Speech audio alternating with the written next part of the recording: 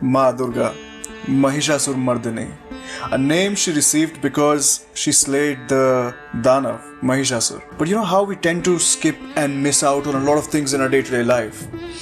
I'm pretty sure we've missed out a big part of that story. Because, like most things, we take these tales that we've heard as mere retellings or accounts of what transpired. But our scriptures, they tend to have this capacity to hold much more information than meets the eye. Same thing with what Ma Durga represents. And not just Ma Durga, even Mahishasur.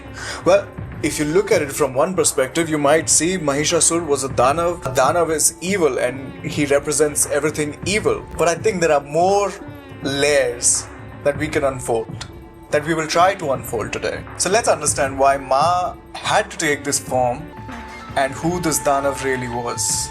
Welcome to Vedan Now. This story begins with Ramb and Karam, two Danav brothers who decided to perform austerities for the boon of invincibility. This seems to be quite a theme with most Daitya Danav. Invincibility seems to be a thing that they always desire. They perform austerities and somehow they find their way towards some form of invincibility, at least to their conviction. So similarly, even in this case, they decided to perform austerities, and instead of going to Tridev, they decided to please the elemental gods. Rambha invoked fire and the other invoked water. But again, as with most of these tales, Devraj Indra did not like this. So he took the form of a crocodile and killed Karam, who was inside the water, performing his penance. And then he went to murder Ramb in the inferno inside which Ramb was performing his austerities. But at this point, Ramb was saved by Agni, the fire god himself. You see, the fire god had been pleased by his devotion, so he literally fought out Indra to save Rambha's life. But when the news of his brother's death reached Rambha, he took an axe and was prepared to sacrifice himself out of grief. But again, Agni stopped him.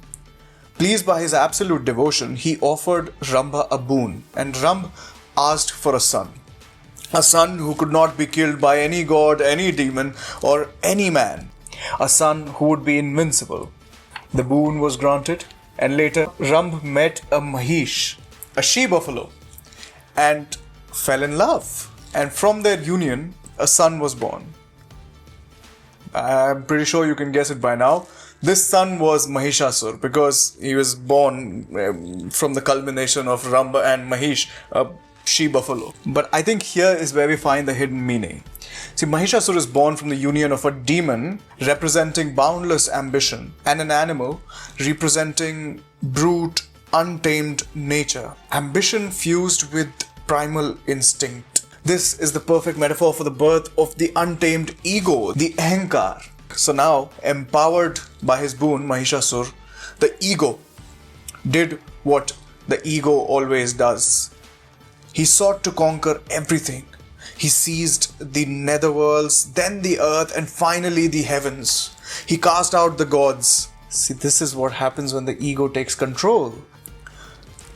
The heavens, which represents our higher consciousness, is overtaken. And our divine qualities, our inner gods, qualities like compassion, wisdom, and courage are exiled. They become absolutely powerless. So similarly, the gods, now absolutely helpless and powerless, approached the Great Trinity. They explained that no single form could defeat this seemingly invincible force. Because you need to understand, in this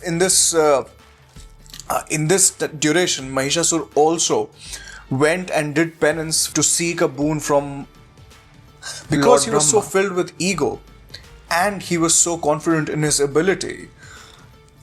When he asked for invincibility, he knew that Brahma would not grant him invincibility. That's just not how it worked.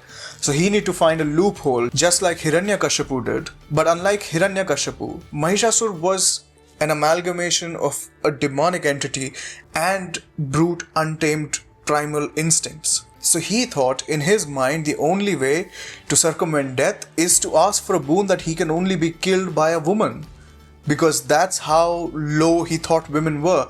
That's how powerless he thought women were. Now, when we get back to the gods approaching the Great Trinity, they explain that no single one of them could defeat this seemingly invincible force. So, hearing this, the Trinity decides to invoke the divine feminine, Shakti herself, and all the gods who were present there.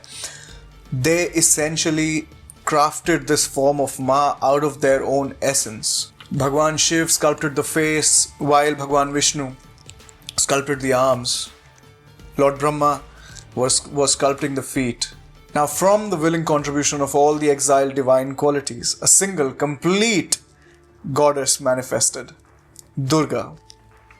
And here's the second great teaching.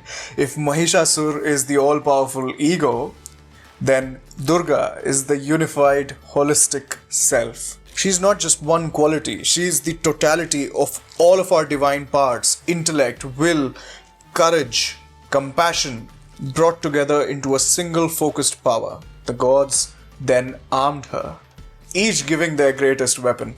Now, armed with this totality, she let out a roar, and that shook the universe. The battle began.